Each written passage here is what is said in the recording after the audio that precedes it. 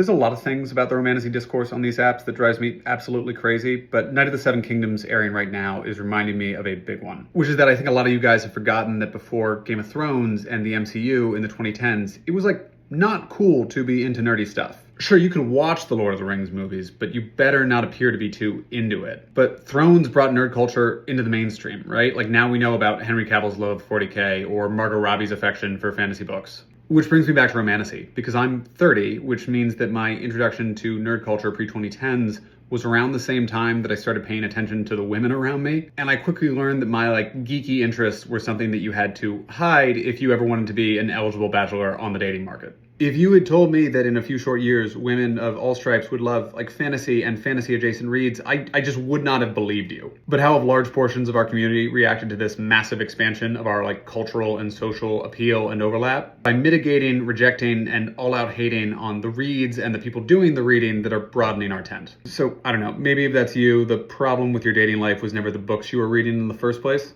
I, for one, am pretty grateful for all of these properties that have made my nerd obsessions mainstream.